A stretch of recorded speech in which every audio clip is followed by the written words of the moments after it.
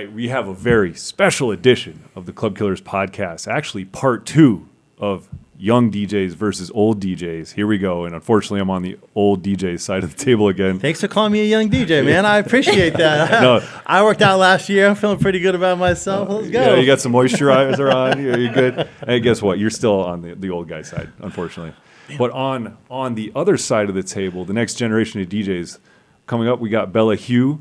And welcome to the podcast. And alongside, we got PMART. Happy to be back. And you're holding it down. This is volume 2, and we've got some things to address. And just so you guys know, anything you say can and will be used against you on social media, as we found out. I can speak from experience. Cue the villain music. That's right. The living legend over there now. You became a turntable routine because you don't like scratching. How ironic. It's actually beautiful. It's poetic.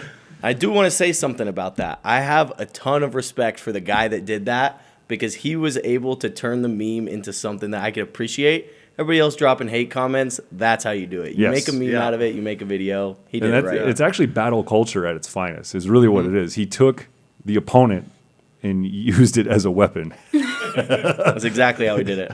So it's pretty incredible. And I think at this point, there's a lot of things happening in just nightclub culture, festival culture, entertainment culture in general that I think there's certain things we can all agree on, but there's also things that we're never going to understand because we've seen certain things that you will never see. And at this point, I mean, do you guys even care about clubs or is it just about festivals?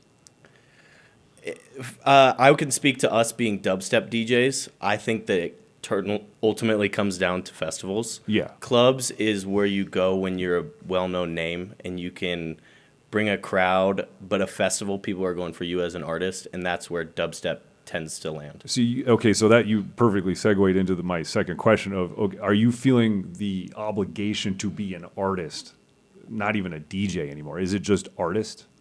I think that it can be categorized as an artist and needing to be both a dubstep or both a DJ and a producer to be considered an artist, especially if you are wanting to go that festival circuit, whether that be Insomniac or other promoters. I think that to take on stages like that and advance your career in that aspect, you have to be both a producer and a DJ, which then classifies you as an official artist. Okay, and then obviously that's a much larger bar to jump over because as opposed to, hey, I wanted to be a DJ, I got a CD book, let's go to the club and play. I mean, what were your thoughts? I mean, I'm trying to put this on context for you because our careers are older than both of you, which is scary to talk about just that in itself. But when you started DJing, I want to actually compare these two, the genesis of your interest in playing music. What were your thoughts? As far as what do I need to do? What were you setting yourself up in that regard as a business person within that? So, my kind of entry into DJing was it's kind of a crazy story. So I grew up in Lake Tahoe. We had no record stores or DJs or anything like that, right? I went to this ski competition and I saw Babu and Melody. They were DJing at this competition and they were breaking it down and doing a battle routine. And I was like, I want to do that. So my very first job when I moved out after high school was at this DJ store. They sold equipment and whatnot. And it was owned and run by these really successful for the time battle DJs. And so I was just kind of inundated with battle DJing. That's what I wanted to do. I wanted to be Qbert or Scratch Pickle or all these guys. Come to find out I was terrible at it. I had no, I wasn't good enough to do it. But I was able to break into the nightclub scene and, I just found out really quickly that rocking parties was super, super fun. And but you didn't have that obligation of there's no artist thought in your head, right? No, not that that's the picture I'm trying to paint. Me neither. No, not at all. I was watching tapes of scratch DJs. That was the big, the Michael Jordan level of what it was be a cool DJ. But a disc jockey just played other people's music. Yeah, and at that time that wasn't even a thing. You had EDM guys like Tiesto and whatnot that were producers, but they were in Europe. But that was kind of somewhat of a novelty, and that was in a very 100%. Different space. Yeah, it was it was nothing to do with. I don't even think until probably 2005, 2006 that really kind of started to cross over. Yeah, so you're looking at. So I want to look at on your side of the table is you're already thinking about the business, the marketing. There's so much more pressure. I wanted to party and play music. So you're already thinking about the business aspects. Am I right? Like you have to. You I know? think us young guys too, like we're driven and we know what it takes to get to that level. And so for most of us, it starts with wanting to DJ and starts with wanting to learn how to use a mixer. But once we figure out that we can do that, you start to dive into Ableton and FL Studio and make your own music. Then you discover this whole other world. And I think that's what's more intriguing to us, because those young people, like Gen Z, we have that CEO mindset. We want to go to the top. We want to make it as an artist. We don't want to be just the DJ. Right. Plus, that brings up a good point, because back in the day, that sounds so funny, but we didn't have a roadmap, right? Like there was no. Back when you had to walk Skrillex uphill both ways to school through the I had snow. to carry records to my gig in the snow. Oh, yeah, I had to carry them records. That's actually the old man. He's like, I had to carry crates into the club. But I It's mean, like, you guys have there's a roadmap there, right? You can look at Diplo and all these guys that went from, the whole, and with social media, you can see every step that goes into it. Back then, that wasn't the case. It's not. We didn't have access to the business because, like, somebody like Tiesto, who was young at the time, who was just starting to do major festivals and his like UFO thing, where he was still playing records at the time. Keep that in mind. That's how far back he goes. But you looked at him; it was almost like some sort of like unobtainable monstrosity of a career. It was just. It was just he. That was just Tiesto. He was like it was like Kleenex. Like there's other tissues, but he was the Kleenex. And we like didn't that have was the only. It was festivals. the biggest name brand you could be as a techno DJ. Yeah, like the pinnacle of like DJing was Las Vegas. Like when I was growing up, like if you were playing in Vegas, that was the pinnacle. There was really nothing bigger than that, unless you were doing like opening a concert for some big artist. Yeah. Like that would maybe be a bigger step. But all the festivals were in Europe, and that was all straight EDM. Yeah. So if you were doing anything outside of that, that wasn't even on your radar. Like Well, it right. wasn't even something you were thinking Well, about. and now, so what's I think our play route's a lot more simple because of the simplicity of our original goals as DJs. It's obviously gotten more complicated for us over our years, but what is your play route as a young up-and-comer that maybe doesn't have the longest resume, but you're getting huge opportunities because you've done things correctly? What is your play route for networking marketing?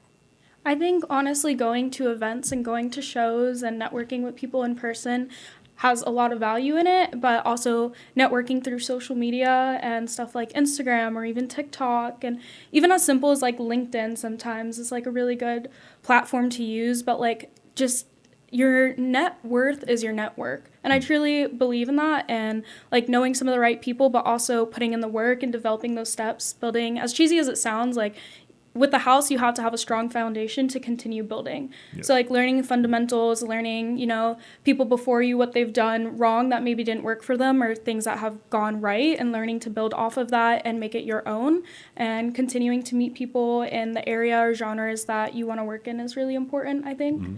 And then- showing so those steps. what's like what was the first like cracking of the shell for you? Like what was your first like, wow, okay, now I got some momentum. You got your driver's license? That wasn't that long ago. That was like yesterday. I mean, I never went into this being like, I want to be a DJ. I had a very unique, interesting pipeline. Previous to music, I worked in esports and gaming, and I was a variety streamer playing like horror games, first-person shooters, and I was actually doing an event for the city of Las Vegas where someone was DJing. And growing up, my mom took me to concerts, music festivals, and I'd gone in like Life is Beautiful, which is all ages, and seen like the Rave Cave, and at the time I had seen Cash perform, but I didn't understand the concept of what DJing is or was, and they were like playing the Black Eyed Peas. I remember this so vividly, but it was like a remix, and I'm like looking on stage, like looking for the Black Eyed Peas, and I'm like, I asked my friend, why are they playing, like, what is going on? And they're DJing, and I'm like, I fear I don't understand. I was like 13 or 14, and they're like, yeah, they like essentially play other people's music and like change it up, and I'm like, isn't that cheating? And he's like, oh, you have so much to learn. And so I just like didn't grasp the concept of DJing.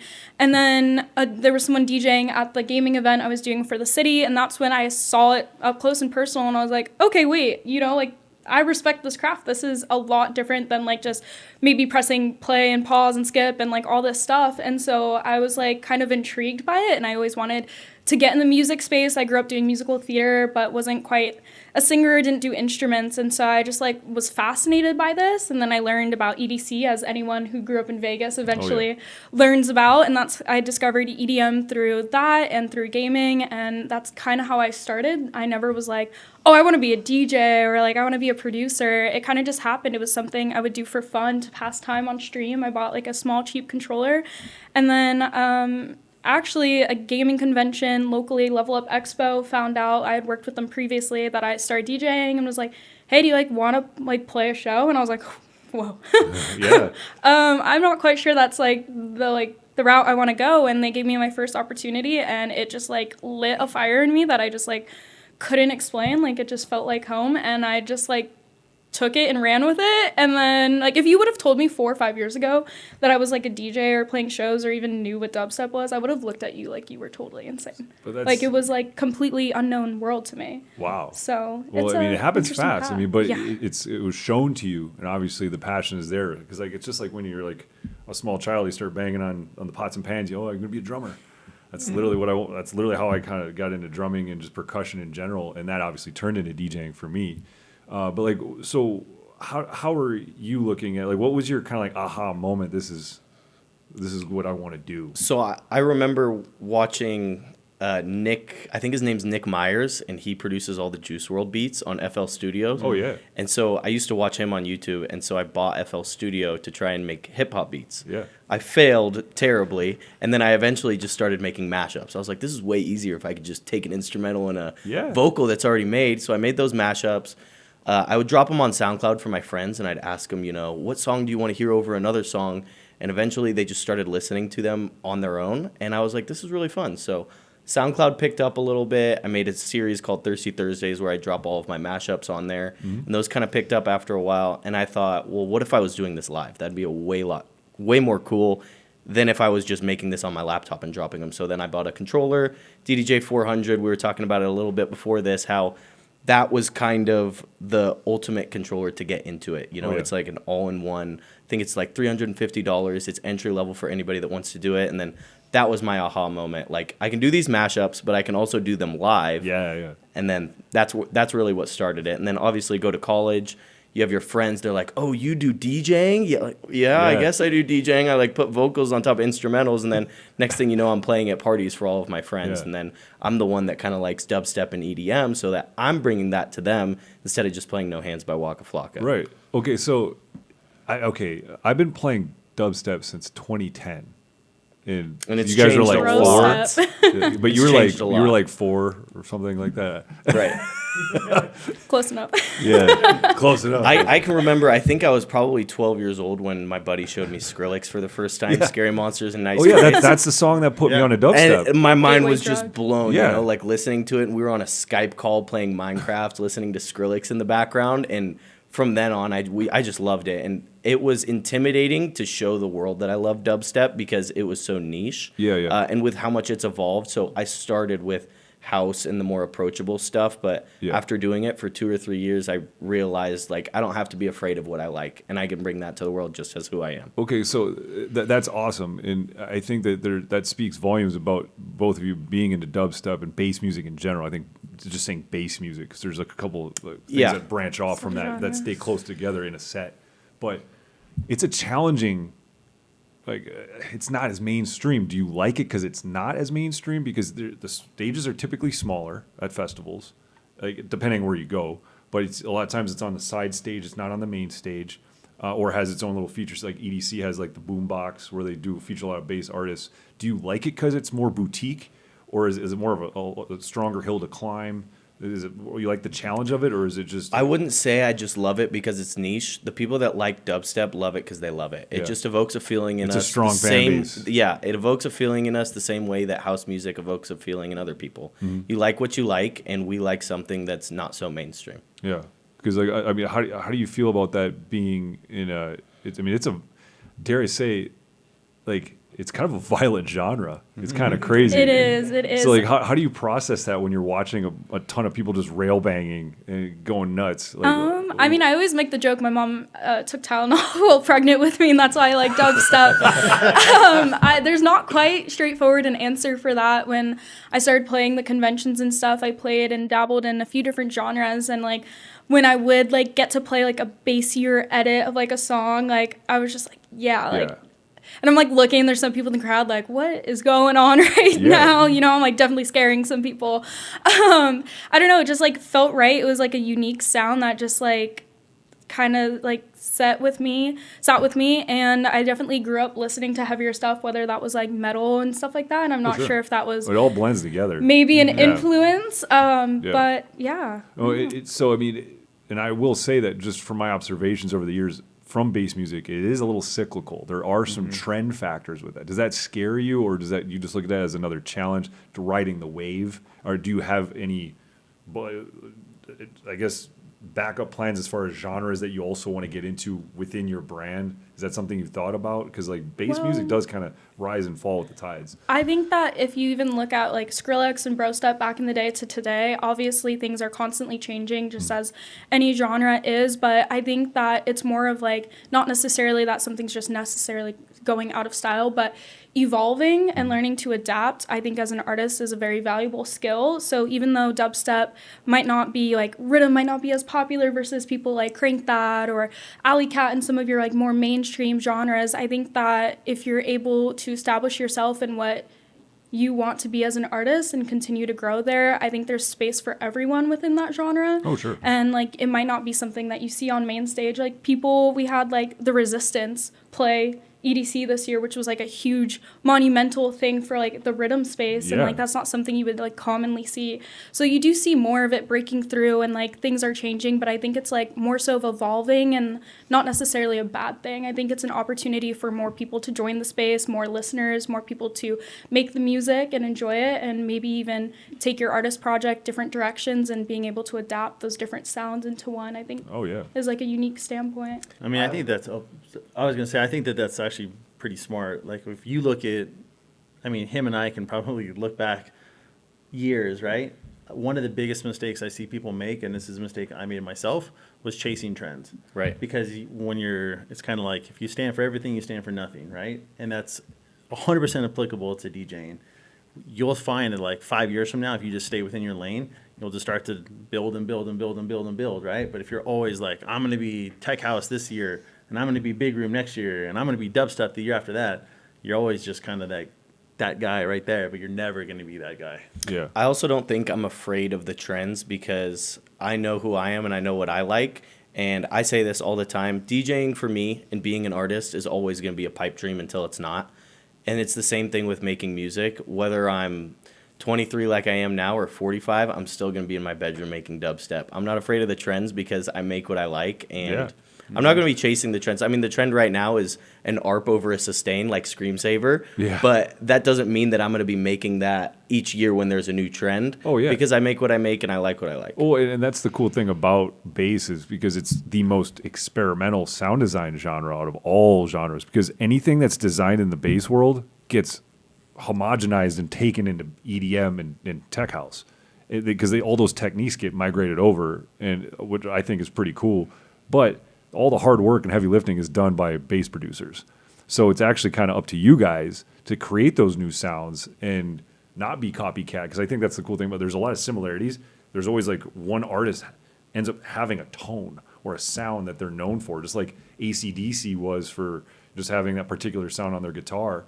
You have that, like Skrillex has that wobble chop sound that he always uses, and there's a million other examples. But as you continue on, you're going to develop a sound and a tone that people are going to gravitate towards you on, and I think that's really exciting as you're building your fan bases. Speaking of Skrillex and trends, actually, he's a perfect example of not chasing trends. He did his thing by evolving what was original European dubstep into brostep, which actually, quick history lesson, Bro Step was actually a mock on Americans for taking dubstep over here. I'm sure Oh you yeah, guys Americans know that. got roasted. And All we- of a sudden, you like dubstep, And we That's took it and we cute. ran with it and we Yeah. made it our own. Yeah. But Skrillex didn't chase the trends. He made Bro Step for a while and then he went into his little. But he still sounds the same. If you hear any Skrillex record, there's a signature.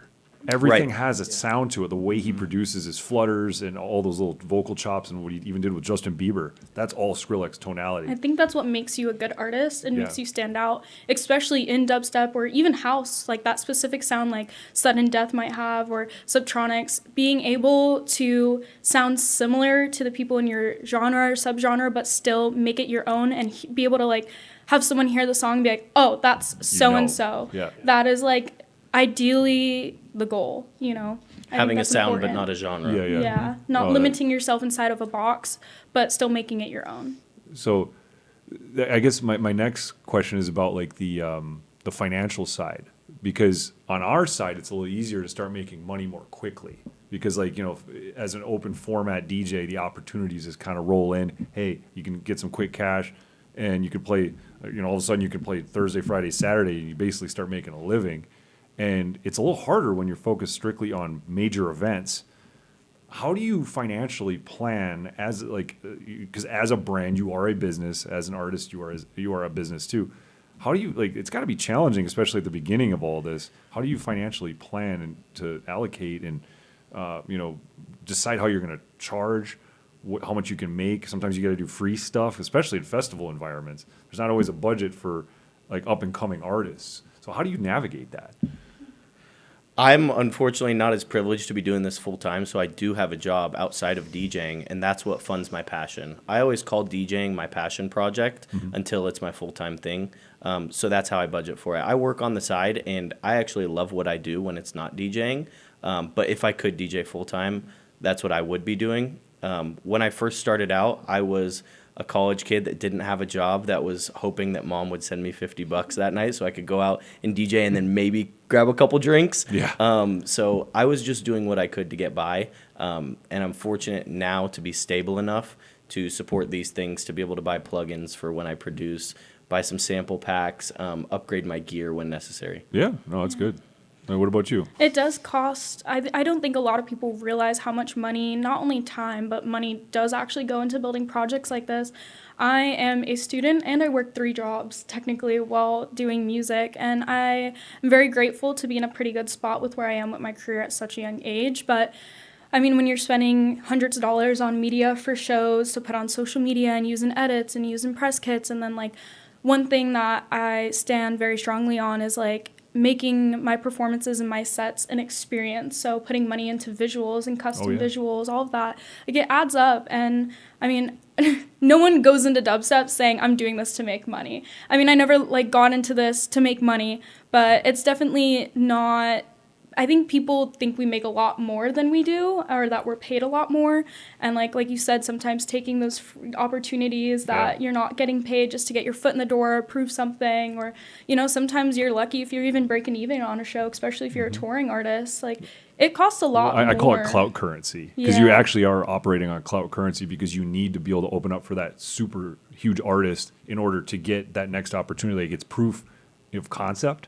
Yeah. So like, hey, if you're going to open up for a superstar, you're going to do it whether it's free or not. Even if it costs money, you need to do it because that's your clout currency, getting your payback. But then you have to capture it. So you need cameras. You need people like getting that third person perspective of it, like really capturing those moments. So then you can prove it to the public. Hey, I'm worth this now. Then hey, it's like crawling this ladder, really incrementally. But then all of a sudden you can you're going to get that pop in that moment where all that works out really well. But like on our side, it's like I didn't think about that angle at all. No. Because it was just like, okay, I'm just trying to I want to get to my next residency. I want to get that next bigger gig that's going to pay me better on a weekly basis. Mm-hmm. That was kind of like my thought process for 15 years.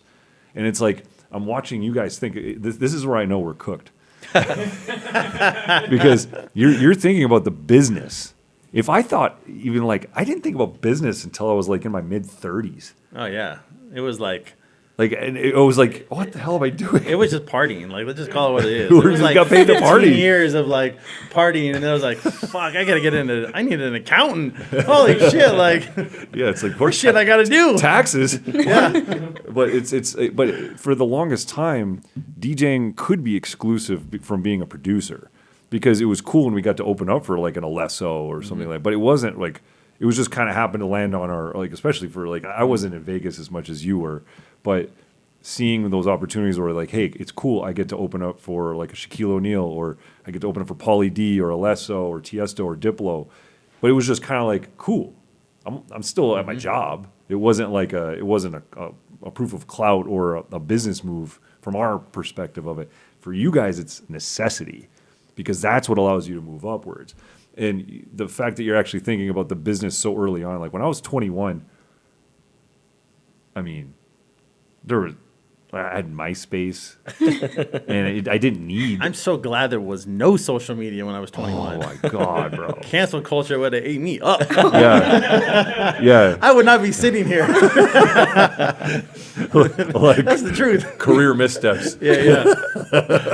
But it's, I mean, your responsibility level is so much higher than ours. And I have to give you that one. I'm taking my hat off. Like, I know this is supposed to be kind of like a battle, but I think it's more of like, now that I'm seeing, we've spoken with a lot of young artists and DJs, and I'm like, damn, you guys are so much more organized and disciplined than I ever was, ever. But I think it also goes to the point of you know that going into it. Like you said it, you're not going to get rich being a dubstep DJ until you hit it big. You're just not, Yeah. right? Right. So you have to go into it knowing that there's all these things I'm going to do if I'm going to make this my full-time career.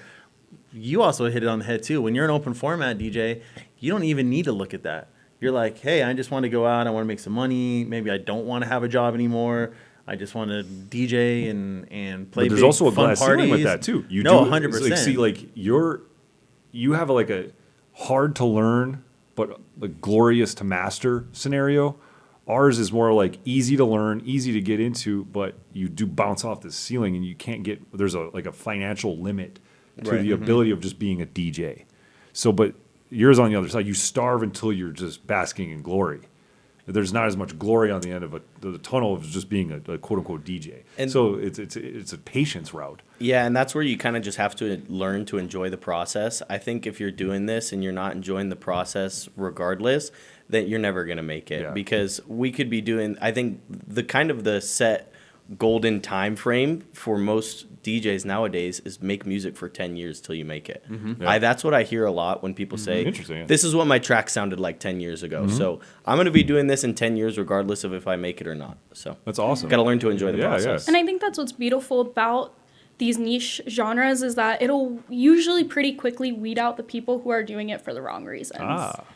I have tend to notice. Okay, that, that's for a sure. good perspective too, because the higher you climb, the less competition you have in your scenario as well.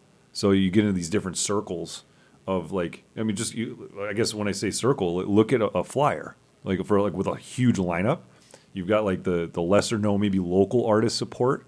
Then you have mid-levels, moderate successful artists. Then you have the superstars. It's usually 3 to 4 clusters of artists, and they're categorized by how successful they are typically and how big their fan bases are. Like that's really the defining what I would say is success is how big is your fan base, how many tickets can you sell, and then that's how they order you on a flyer. I always So- say, how big is your logo Yes, on the flyer? yes, exactly. I don't even get my logo on the flyer. They just Yeah, use standard it's text. Yeah, and then the second level you start to get the respect. But PMART scratch DJ. no, but PMART it's and cool. Canvas Sands. Because I noticed that a lot of those clusters of artists tend to come up together. Because if there's like some camaraderie or some friendship there, you start to see each other in those social circles when you go to different events and different things like there's some magic there because you are kind of like in this club and you're all kind of dealing with the same crap and the same struggles. And then all of a sudden you start seeing opportunities and you start lifting people up along with you too. Because like, was it Knock 2 and like Cheyenne Giles? I think they produced, I hope I'm saying his name correctly. It's Giles or Giles, can't remember. But they kind of produced together in a garage. And they have similar sounds, but they're different. And they kind of came up at the same time as well. So I think that's a really cool thing to see you and a friend succeed at the same time. Do you kind of see that from your angle? Are you seeing those social circles develop? I would say so. I know that so I brought my buddy with me today, Adam. Me and him both started producing at the same time in college, and we just did it together. Granted, we're different genres, but yeah, we're gonna be doing this together till the end, till we die, because we're not giving up, right? Yeah. So those circles happen, and so he's playing a show on Saturday. I'm gonna go to that to support him. Yeah. I'm playing a show next month. He's coming to support me, so we're gonna be doing this together. To your point, Noctu and ISO. That's who I saw. That's who it is. Is Yeah, that who you sorry. were thinking about? Yeah, yeah. I knew it was Cheyenne Noctu and Giles somebody. does Bass House. I think that's maybe why you confused Yeah, them. but it's ISOXO. Yeah, right, those two coming up together was like super inspirational because they made a video of them like skateboarding and Yeah, then like it's awesome. they go out to their car and then they're working on FL Studio making music together. Like that's literally what I'm doing right now. So Yeah. like it's super inspirational to see for sure. And so, how are you balancing? Like, this is another thing. Like, I had no discipline whatsoever. Like, I had 'cause I had a job. Like, I don't know. Were you juggling? Was there ever a point where you were juggling DJing and like a regular job until you just couldn't do it anymore? It was a pretty small window. I worked at like Best Buy, and I was starting to DJ, and I got fired from Best Buy for I did stealing. too. And I was like, Shout out to Best Buy. yeah. I was like, Not tolerating DJ behavior. yeah. All And I right. was like, at this point, like I got my first residency, and then I actually moved in with like my best friend, who was the guy that threw the parties. And so at the time, he was like, yeah, just move in, be my roommate. You're making like $400 a week, which for me was like it was enough, you know. Yeah. And then, you know, I never went back to a normal job after that. Yeah, for me it was a slow burn. Like I had to juggle, like having like DJing was just a novelty. It made my car payment and my insurance and gas, and then all my actual living had to be paid for with a regular job. I worked at a car dealership. I worked at a post office. I worked at a craft cheese factory. It was awful. I've done it all, and it's like I understand and empathize with the passion. If I didn't have passion for DJing, I would have gave up on that. Because like I wasn't making hardly any money. I would think I was making my first DJ gig. I made $7.50 an hour on the books, so I got taxed on that. And to Bella's $7.50 50 cents an hour.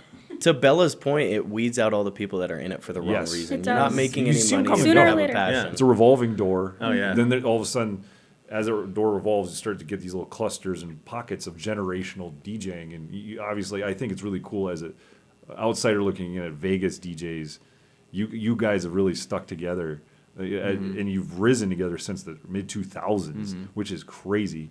And you guys are gonna see that as you develop as well. You're gonna have these like factions that you roll with, and that's gonna be really cool. I mean, who are your favorite venues? Like, where do you like to play, or like who's supporting your overall world right now? What are the best Vegas venues for you right now? I mean, originally for a while it was Area 15. I know there's been some changes with the venues there. We had downtown Las Vegas Event Center, which I know tragically has now been turned partially / majority into a parking lot. Oh no. Us bass fans are crying at that because that's that what- one hurt. That was That the- hit home. Oh, that sucks. It That was hit You know what just you can do in a about parking lot? It's a festival. It was just Yeah. about the only place in Las Vegas that you could book a bass headliner that was big level name like Subtronics or Crank that could actually fill it out and fit a lot of people. Now I think the closest thing we have is Substance. Okay. Yeah, That and Substance. also 18 plus Yeah. venues. We don't. I just turned 21 this past November, Mm-hmm. and there's not a lot of good venues that are 18 plus as well. And like, there's something about like Vegas laws. I think that like with gambling commissions, because they don't allow it, so it has to be off more casino insurance, property. a whole bunch of Yeah, there's a lot of hoops to licensing. jump through. There is. So we had Area 15. I know with the new owner, some things have changed. Losing downtown Las Vegas Event Center has been rough. I know we have like Crank That, Sullivan King, Subtronics in the clubs on the strip, but I would say that that's not. It's more of a club space than a festival stage or an EDM show space. It's a totally different environment and totally different vibe. Where No, was Sullivan King at? That was Excess, right? he plays at Wynn, Encore Beach Club. And Oh, so it's just he's a Win artist. Yeah, I Wynn would say that resident artist. Win's doing a great job of acknowledging and supporting not the typical festival DJ artist. So I think shout out to them. Like, Subtronics has a residency there as well. Yeah. Did you say Crank that as well? Crank That's at Live. Okay. We even have Levity this next coming Sunday Oh, as a yeah. pop-up. We had Slander. and like, back in the day, they had RL Grime. So Yeah. We they've been still have supporting- RL Oh yeah, at so he's Zoop. RL still Yeah. there. Okay, so Big stuff in Las Vegas for supporting bass music because it is a niche genre. So these hotels and casinos to support our Yeah, it's amazing. small little genre, it means a lot to us because the people that do love the genre, they want to get the same experience as everybody else. And I mean, I would say that I mean it's definitely not small. It's constantly growing, but I would say fractionally against like EDM, big room and tech house right Yeah. now. Tech house is the boss of EDM, I would say, at the moment. But that changes. One thing falls off, one comes back up. So do you think that any point in the near future, bass music has the chance to be the number one of all EDM genres? I mean, whether it's 5 years from now, a year from now, or 10 years, do you think it has the possibility? I think it does. You mind if I answer this one? Go for it. I absolutely think that it does because everything is gone. Absolutely. Absolutely. Positively. Yes, and I'll tell you why. Because everything has kind of gone EDM, but once hip hop figures its shit out and it starts to come back, you'll see a lot of hip hop influence back into like bass music, and I think that has the potential in the next few years to make it extremely popular again. Extremely popular. What do you think? I agree and disagree. I think that it will never be number one, and I'm okay with that. I think that due to age demographic, that people over the age of 40 will never be able to get behind dubstep because it's too aggressive. Now, actually, I'm kind of contradicting myself because I do see people over the age of 40 at Yeah, me dubstep too. shows. Me too. But I I love think for the general population, it won't be. Yeah. I think it could be too aggressive for that age demographic. Now, see, this is where I fight back on that. When Skrillex came out and like the dubstep sound became really mainstream and really popular, there was like this window where it was It was it. It was it.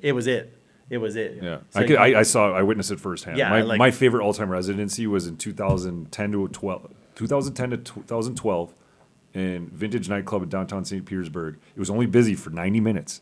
It was the last place everybody went, but they expected bass in their face for 90 minutes straight. I think the energy is just unmatched with Yeah. bass Oh, it's music. so fun. And, It's it was so that was sick. I'm talking Yeah. mainstream appeal. Like everybody wanted to hear it, and everybody was down with it. So I Yeah. think because you guys didn't see it, and right now it's not. I would say it's in the middle of the totem pole as far as popularity, based on what I see at festivals and things like that. As far as lineups, I honestly think it has a chance to go back to being King Daddy. Maybe I'm genres. wrong. You guys do make I hope compelling you're wrong. points. Yeah. Because- And you got to get that with like that Skrillex type person. Well, you That know who I think has the person that potential has- is right now at the moment is Fred again. Yeah. Oh, yeah. Absolutely. I think Fred again Absolutely. because he's so hybridized. He's fusing Yeah. genres very Yeah. well. He's bringing the people that kind of like the bass a little bit to the people that like the drum and bass in the house, and he's bringing them together. I mean, we have Subtronics who just played Coachella. Yeah. That's like Yeah. huge. And so you're talking about a lot of icebreakers happening, like lineup breaking of what would be considered a bass stage artist on main stage. So they're experimenting. These lineup people are seeing potential, and eventually Tech House is going to just it's already burned. I think Tech House is burned. It's going to eventually something has to replace it. And so if you're looking at it like as a scoreboard, things are kind of sliding around. And every summer I feel like that sound resets in a way. So maybe next summer if there's a big hit, all it takes is one good hit, and it could change everything. So I guess the next question I have is about social media. I want to speak on this just because I'm seeing personally, I feel like digital saturation is hitting a tipping point. It's actually turning it into a problem where I feel like physical media is now becoming the desired format to consume again. What are your thoughts about social media? Because for me, I feel like social media is getting, it's almost like, when you look at the sun and it's too bright, it's just too much going on, and most of it's fluff and lack of substance. How are you navigating social media going into next year and beyond, and how are you using it with your business or avoiding it, or is there anything else that you're using besides social media as a tool, because it has been a crutch for everyone to use for so long? I personally think that social media is going to take a pause. It's going to regress. And I think people are getting creative again with physical media. I think smart people are going to use physical media again. What do you think? Especially being like in the clothing culture too. I mean, you're big in the clothing culture, not just music. You're already seeing like physical media come back, like in a big way. Like, Yeah. like record stores are having all-time highs. Because like I Companies are personally, starting to we didn't make- need social media to No. succeed. I mean, we know how to navigate without it. Even like tapes, CDs are coming back. Like all this stuff is coming back, and I think that you're just gonna see social media to me is no different than anything else. It's like completely cyclical. So you're gonna see social media has its place, and then it's gonna kind of fall off, Yeah. and then other things will replace it, and then that stuff will fall off, and social media will come back. It'll never go away. Because I said a year ago, people Yeah. called me out on this on YouTube. It's like I said it was the only thing. For a while it was. Yeah. And I wasn't wrong at the time, but now I'm retracting that statement. It's definitely not the only thing. But it's definitely not like if you're not on social media and you're not monetizing it, then you're definitely missing the mark. 100%. Yeah, It is 100%. Yeah, that's the valid. marketing Valid. tool right now, right? But there are other things that you can supplement social media with that catch people's attention. And I think that's also super important that, you explore those. Yeah. Like, so Bella, what are you seeing when it comes to marketing, trending, managing your optics? Are you still using social media as your primary, or are you thinking of other things? Yeah, social media, I mean, it's a great tool if you use it correctly. A lot of platforms do have really great discoverability, which is very crucial when you're trying to build a project, especially in the early stages, and kind of figure out who you are as an artist. And I mean, being in the younger age demographic, I've seen, like, grew up watching TV shows, movies, and more long form content moving into TikTok. And my mom actually makes fun of me when I'm driving in the car and she's with me. Like, I'll skip a song, like maybe like I'll listen to a minute and a half of it and then skip it. And she's like, "Can you stop TikToking the songs? Like, can you just let it play from beginning to end?" She's like, "Your attention span." I'm like, "I'm sorry, that's just like kind of like all I knew for the longest time." And now you kind of see it like people wanting more of that long form content and seeing that change and that transition. I mean, I grew up going through my parents' CDs, didn't really have too much of that. Mainly it was like Spotify and stuff for me. When you say long form content, so what are you seeing that's long form in your world? I think that like popular? vlogs are coming back, like YouTube vlogs, or like even live streaming, like 3 to 5 minute videos on social media, like a Get Ready With Me. And I think using social media not only to paint this like, I think that making yourself appear so perfect online and so is just superficial and isn't gonna get you very far. People want to see something that they feel they can relate to and connect to. So if I film like a little Get Ready With Me for playing at Encore or playing here, and then like people are like, "Oh, okay, she's just like a normal person going about something that's like a job for her." I think like using social media in that aspect as well, and using it as like a live resume, storytelling, and like an online EPK, I think all of that, if you find the right balance to it, is important. That's huge. That's awesome to hear that. Like long form. Like that's kind of a revelation that we've, like, I just started talking about this with Alex. Like long form, like I feel like streaming is helping reprogram brains because you're just watching a live stream for hours in some cases, like, which is crazy. So it's the anti short attention spans. Like what are you seeing? Like how do you want to market? I'm actually kind of rethinking my whole branding and like business model after I've been getting drowned out on social media recently. Like I can't get ahead on there. Things just happen where I'm posting a new song just dropped or something to promote my music or even a day in the life that's 30 seconds and I'm just getting drowned out. So I've been rethinking how to get ahead of that. And I've been thinking, to your point, vlogs going back to what we all enjoyed in 2016 and not the 30-second clips that are brain rot anymore, because there's so many artists out there trying to promote their new song, and I respect the hustle, but it sometimes feels disingenuous. Yeah. Thank you. Yeah. Feels disingenuous, so I'm thinking about going back to, live streams just at the end of my night, doing an hour just talking to people online, doing vlogs, going back to that.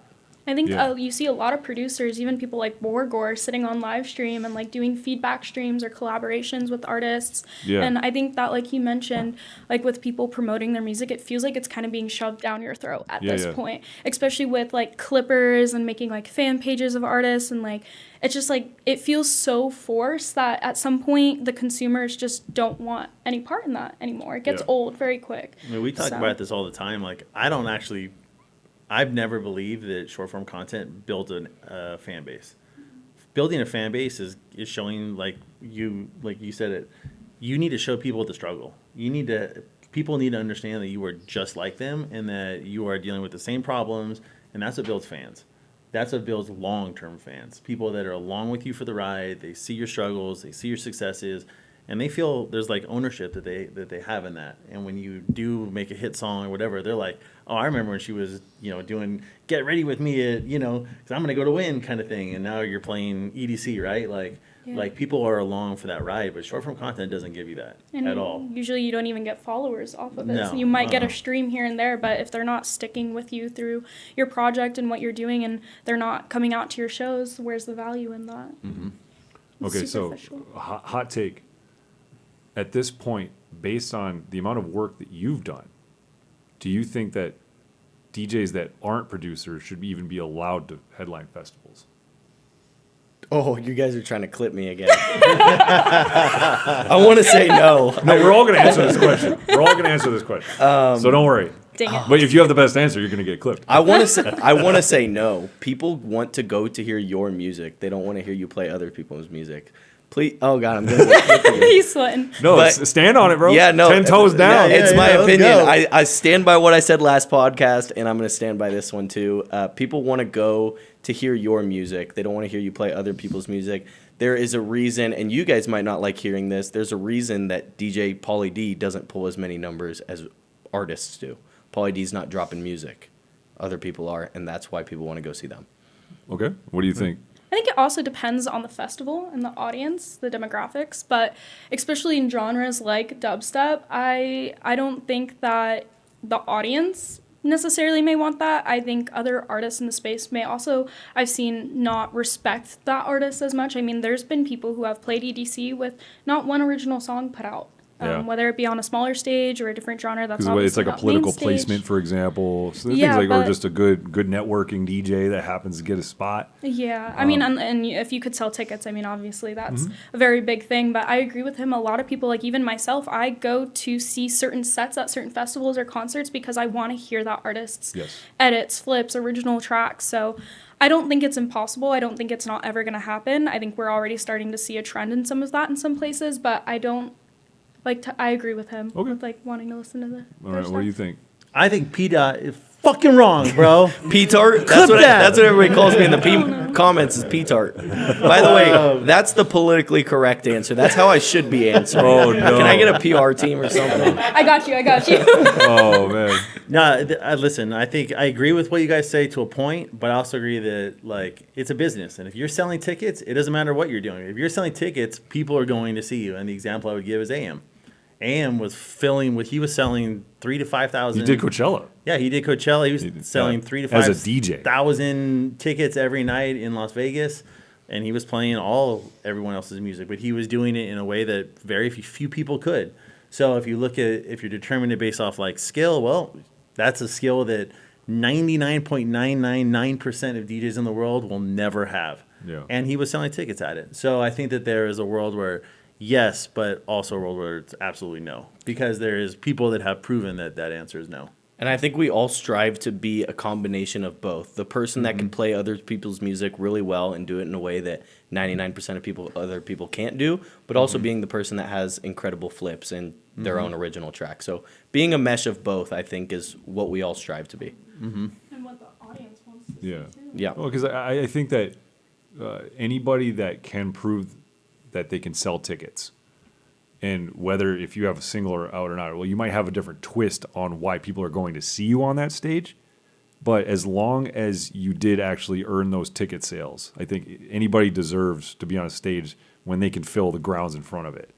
But if they're famous for another reason other than making a big bass heavy track, then more power to them. And I guess to reinforce what you said, if you're so exceptional at just DJing and you can just crush it, yeah, of course you deserve to be up there. But I think that it's exceptions. I think artists need to be on a stage, because if you think about it, like like a rock band will do covers here and there to show that their appreciation for another band that maybe influenced them, but they go back to their original songs because people want to see you play your songs.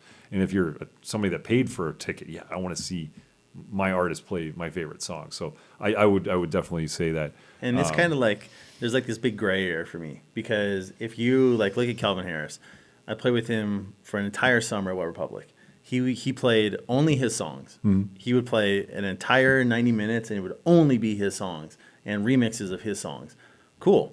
But if you're a DJ that goes up there and you're playing for 90 minutes and you're only playing 3 of your songs, but the whole other 90 minutes of your set is other people's songs or other people's flips, well, that's kind of a gray area where it falls short for me, right? Because you can't say you're one, but you're also doing the other, Yeah. right? Right.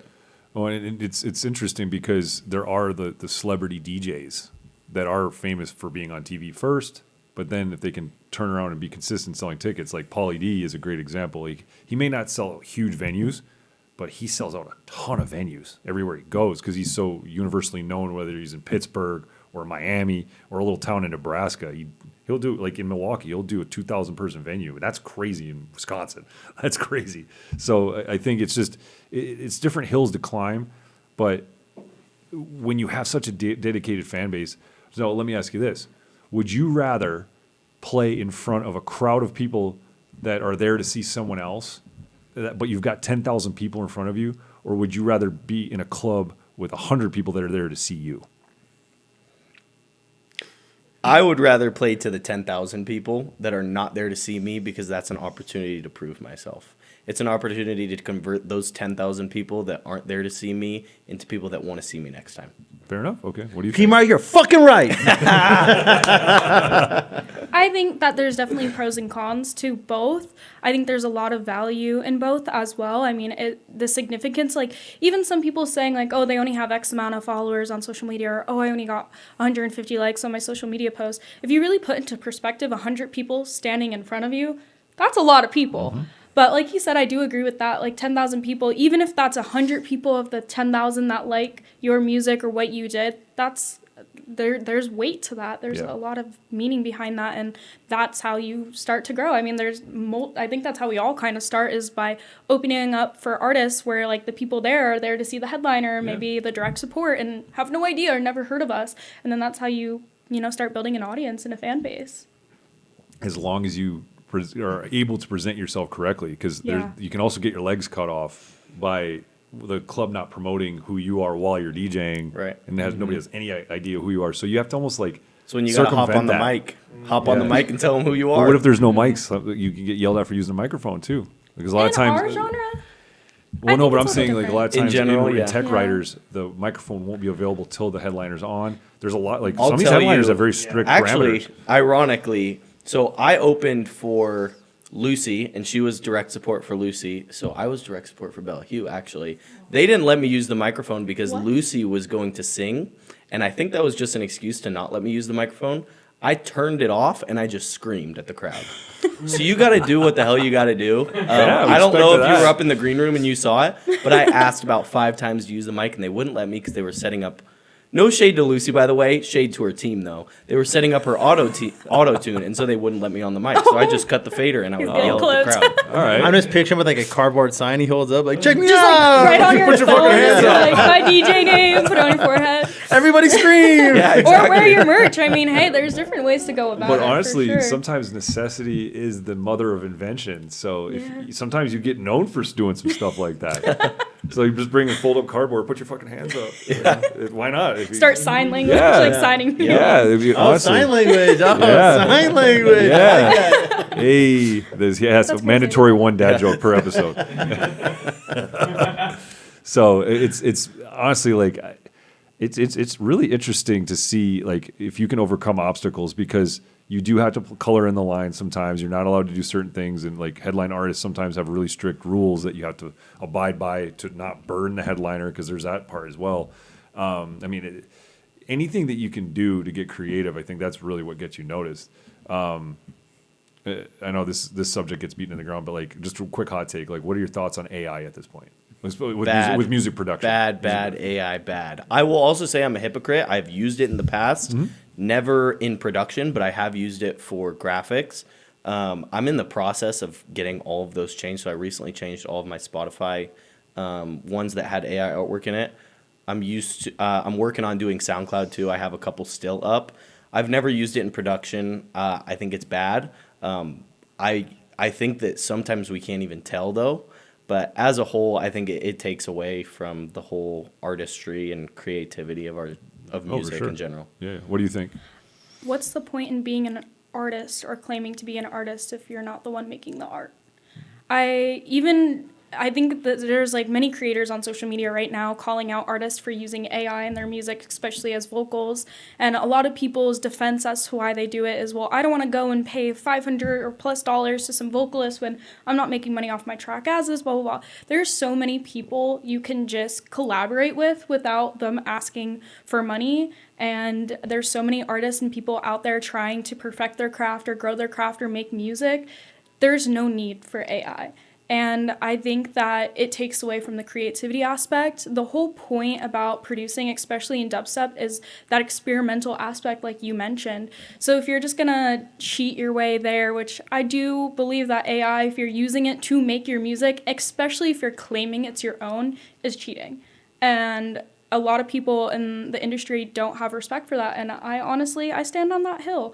I mean, obviously it's new and very integrated in my generation. I've used AI not in my music or music related stuff, but even in regular day stuff without knowing the consequences and the weight that it holds and even the effects on the environment, and then educating myself on that and seeing how people truly feel about it in the music and like industry, I think is important. And Yeah. I don't know exactly how to word it, but using it to create something and especially claiming it's your own is cheating. Okay, that's great. What do you think at this point? As a mean, consumer or DJ? I think it's a tool. I literally just had this conversation with a friend who's a producer, and he outlined this scenario, which I had never thought about before. So he's a really well-known producer. Like, he has a Grammy. Like, this dude is legit. And he said, my normal workflow is I'll bring in a drummer and I'll bring in a guitar player and I'll bring people to play these instruments live. And, the other day I was stuck and I couldn't figure out how to do this one part of the track. And I had AI help me. It spit me out a series, like a sequence, that I went back and replayed myself live. And, he goes, and in that case, it was a tool. I did 99% of this track myself. I paid everybody. I did everything. I got stuck on this one part, and it helped me get through it. In that case, I think it's okay. It's no different than, it's just a tool at that point. It's no different than going to Ableton and having it quantize your track versus you sitting there and doing it yourself, right? I think my issue with it is that AI is trained off of past music. It's And regurgitating so it will re-existing. never progress anyway. So and so I if everybody's actually- doing something like that, then nothing will ever change. So this is like my argument against it. And it's not even my argument. Again, in this conversation, we talked about that. He goes, everybody is trained on everyone else's. You're training yourself on Skrillex. You're training yourself on Subtronics. There's no difference between you going to AI and you going and listening to someone else's tracks and being like, I want to try to figure that out. I think the difference is AI is trained on everything. I'm trained off of base only what I've 100%. heard. So 100%. only maybe the 100 artists that I'm inspired by train me. The AI is trained on like everything. But I would say I'm 100% against like what you guys are saying. Like, you go and you can just like, I want a dubstep track, and it spits it out, and I want this vocal, and it spits it out, and then you're just releasing it. Yeah, you can literally just release yeah, a or the pseudo people that track. are like release the stems and then they just put it in Ableton and apply stuff to it and Yeah. export the track, and they're like, this is mine. It's like, no, it's not, dude. The You don't- biggest issue is AI is killing creativity, which is why we're all here. I feel. Yeah. I mean, it's. I want to agree with both sides of this, because when it gets to a point where when you have an obligation to a label and you have a certain amount of time to finish something, and you were like, you're almost there, but you know that you're missing that one element. Music theory is music theory. There's only 12 notes on a keyboard per octave. There's only so many melody progressions that you can play, sometimes if you've just been staring at something for so long, there's a rhythm and a rhyme and a reason to all popular music. There's formulas. There's actual musical formulas that are used by all music to some degree. So if AI knows about all those formulas at the same time, and you have a little problem it needs to fix, I think that's cool. But if you have no style, you have no, because you, like, for example, like a Bootsy Collins, like a bass player, he had a style of playing the bass that no one else had. He's playing the same notes as everyone else, but the way you play it, that's the human element. But when it's a mechanical element of a problem that needs to be finished on a composition, I think it's a great tool, because it creates efficiency when you are on a timeline. Because as you grow in success, so does the stress. So you are going to need tools in a toolbox to create efficiencies, because efficiencies can create output and increase your output and increase your success. So it depends on what side of the scale you're on, I guess. It depends on your perspective and how hard you judge AI. But I don't think AI is going anywhere, but I just really hope it just turns into like a supplemental tool. I mean, Like it's a always plugin. going to be abused like anything else. Every great tool's been abused, but eventually the novelty wears off, and the people that really know how to use things succeed with it. To me, it's like, if you like people that use autotune, then you can't complain about AI, because autotune to me is the exact same thing. But then You- T-Pain T-Pain kind of made it awesome. No, that's what I'm saying. Is like if you're saying that it's okay if you're not a good singer, T-Pain is a good singer. But let's say you're not a good singer and you auto-tune everything, and you're making money off that, then to me that there's no difference there because you're using a piece of technology. Pretty good example, I would say. Yeah, you're using a piece of technology to do something that you can't do in real life, and that's exactly the same to me. I think it's something that's very easy to become something you rely on and fall back on, and it forms a habit. Yes. And just like you said, like obviously it could be something quick, but what did we do before AI? We would collaborate with each Google. other, or you Google it. You know, I think there's many different ways around it, but relying on it is where the issue and also lies. too, I mean, sample packs, because we could get into the sample pack argument. Because you know, for example, Canas by Steve Angelo, that was literally just a sample pack of 3 different things he strung together and put a kick on it. The Made a Vengeance hit. packs, right? And, and the same thing with the Coolie beat for Kulo, you know, Move Your Body, that doom, doom, doom, doom, doom. That was just a Reason loop on Reason 1.0, and somebody made it hot. But it's like a race to take these tools and make it hot fast enough to create the sound that you're looking for. But and I guess like the crazy thing is like the wobble, the classic wobble sound in dubstep. That was a Native Instruments preset. That's all it was on a Native. What was it? NI Massive. It was NI Massive. Yeah. And somebody figured it out first, and that single-handedly created a genre. Same thing with Roland with acid bass. Whoever, it's a race to the next sound, and if you figure out what that sound is, that could end up being your sound. You claim it. It's like literally capture the flag. So I guess before we finish up here, like, let's let everybody know your socials, like what you got going on. Yeah, I'm PMART. My Instagram is PMARTDub on everything. All YouTube is PMARTDub. All of it. Apple Music, Spotify. And you got a new single coming out soon, right? Yep, August 28th. I got a single. It's actually a bit experimental. As everybody knows, I talked about it. I am a dubstep artist, but I decided to hop out of my lane a little bit and go a bit more mainstream. It's kind of a speed garage house track in the beginning, and then going back to my roots in the second drop. It's dubstep drop, so I'm excited for you all to hear it. It's awesome. And you have a show? Yeah, I also have a show on September 10th that We All Scream, opening up direct support for Wales with Revelation. That's What's gonna the be date? awesome. September 10th. Oh, nice.